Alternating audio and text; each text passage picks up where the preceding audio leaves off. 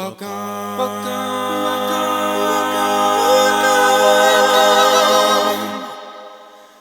to 50 Shades of Chateau with Ida Levine.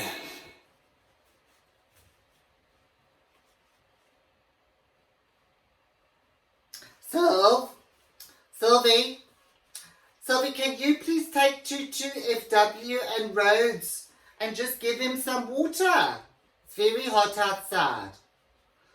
Yeah. FW's water bowl's right next to his Nobel Piss Prize. Yes, it's that pole that he wearies against. It's over there. Thank. Hi, sis. You okay, my darling? I'm sorry, man. I was just busy daydreaming and stuff here for a minute before we started. You know, Cecil, I've been thinking about our life together in Fresno. Oh, it was wonderful, wasn't it, hey? Oh, we had such a lovely time together. But let's get on. Let me just pull myself together. I won't be long. There we go.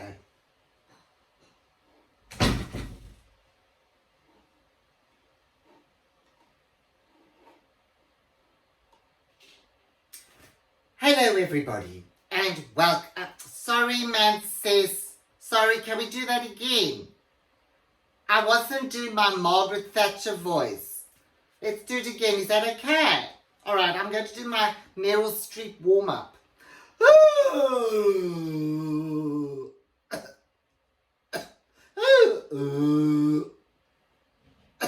Oh, I got the COVID.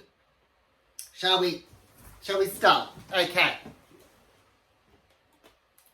Hello, everybody, and welcome to episode 15 of Ida Levine's 50 Shades of Chateau, the podcast that brings you comfort and confidence now with wings. And today, I would like to address the delicate subject of physical intimacy in an age of the COVID. So first, I must issue a public health warning to say that this episode may not be suitable for the romantically uninitiated and those of a delicate disposition. But if you are offended, you can find an official complaints form from Ida at istilldon'tgiveafuck.com. Now, let's get on. Now, many of you may have found it hard to maintain a physical relationship over this lockdown period. Perhaps you have been separated from your loved ones and have fallen back to a one-handed fumble through a Zoom meeting. Or perhaps you have been in lockdown with your loved one and have all your thoughts been driven towards those fantasies of becoming an ex-murderer. Either way, it has been a difficult time, and we are only now just starting to see the light at the end of the passage. Fortunately, things have been easier for me over the last few months than they have been for most. You see, I have had my Pele.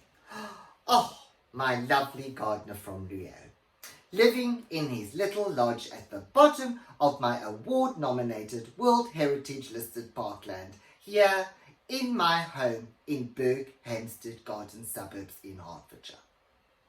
And believe me, he has been my handyman in more than one way. Of course, he's not as young as he was once. Oh, but as they always say, with age comes experience, and we certainly have had some experiences over the last few weeks. I can tell you a thing or two, but oh shoot, the walls would shudder at the thought. You know, hardly a day goes by when he isn't raking through my gravel or blowing the leaves off my mound. Oh, he is so efficient at doing both. He is also such an interesting man. You know, he wasn't always a gardener.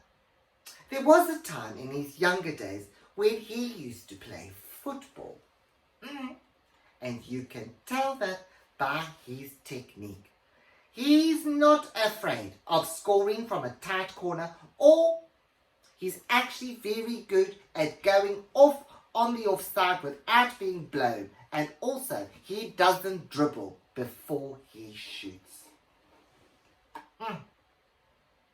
Just before you think you know what you're thinking about, no, it's not that Pele. No. But his mother was a very big fan of the international footballer and UNESCO ambassador. She even named my Pele after him. And she did say that she knew that Pele very well around the time when my Pele was born. And my Pele does have a certain look about him. It's funny, you know, how some traits can be passed down through the genes. Like my Jaime, for instance. May he rest in peace. You know, Jaime was almost certainly the father of my two precious children, Tufa and Erica.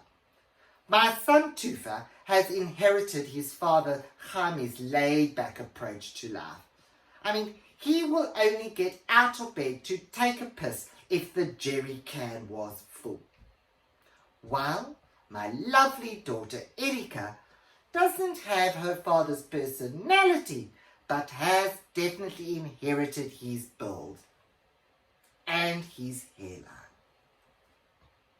You know, it's actually such a pity that none of us actually inherited any of his money.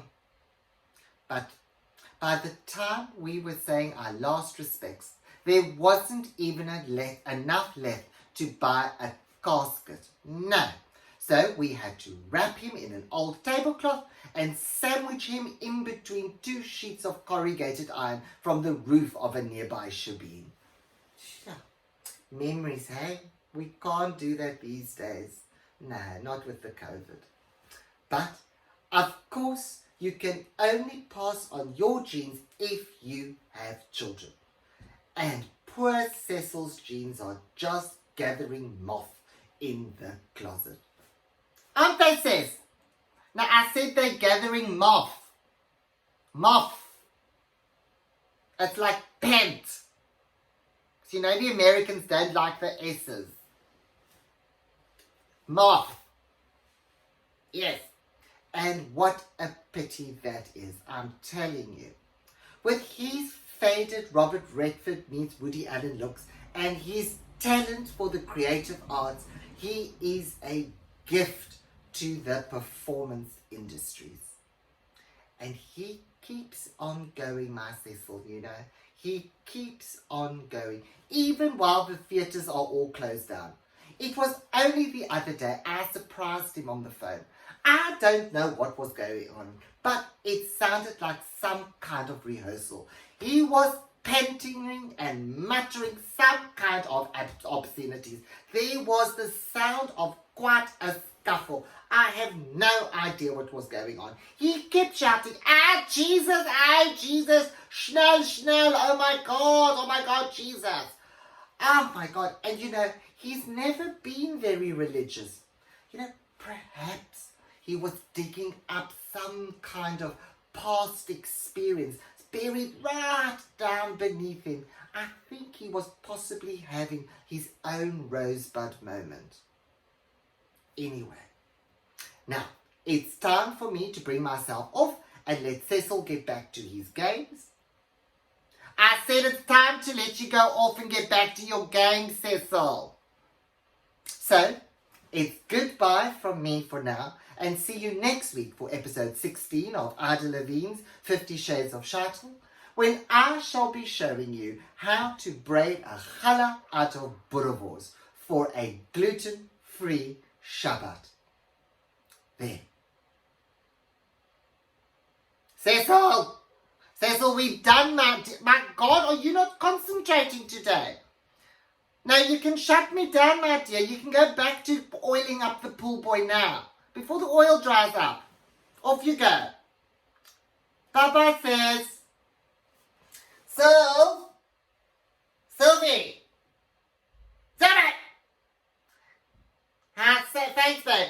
Can you ask Pele to see if he's ready to plant his morning glory? Thanks, babe.